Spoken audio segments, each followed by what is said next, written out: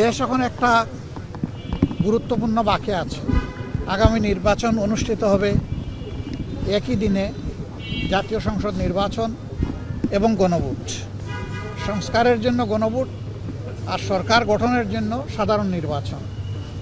12 তারিখের এই নির্বাচন নির্বিঘ্ন হোক, সুন্দর হোক এবং গ্রহণযোগ্য হোক, আমরা এটা দোয়া করি। আজকে এই বিষয় নিয়ে আমরা আলাপ আলোচনা করেছি এবং আমরা এটাও বলেছি, প্রিয় দেশের স্বার্থে অতীতে আমরা একসাথে কাজ করেছি, আগামীতেও দেশের স্বার্থে ইনশাল্লাহ আমরা একসাথে কাজ করব। তারেক রহমান সাহেব সহ বিএনপির নেতৃবৃন্দ একই আকাঙ্ক্ষা ব্যক্ত করেছেন, আমরাও একই আকাঙ্ক্ষা ব্যক্ত করেছি।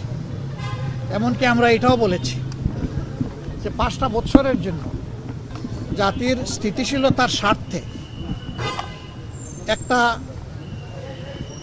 সুন্দর পরিবেশ ফিরিয়ে আনার স্বার্থে আমরা সবাই মিলেমিশে ভালো কোনো চিন্তা করতে পারি কিনা সেটাও আমাদের চিন্তা করা দরকার। এবং আমরা এটাও বলেছি, নির্বাচনের পরপরই, সরকার গঠনের আগেই আমরা ইনশাল্লাহ বসবো, খোলা মনে কথা বলবো, জাতির জন্য আমরা চিন্তা করব, জাতির জন্য আমরা সিদ্ধান্ত নেব। আপনারা দোয়া করবেন আমরা সবাই যেন ম্যাডাম যে ঐক্যের জায়গাটা পাটাতন যেটা তৈরি করে দিয়ে গেছে, তার উপর দাঁড়িয়ে আমরা যেন আমাদের দায়িত্ব পালন করতে পারি। আপনাদের সবাইকে অসংখ্য ধন্যবাদ।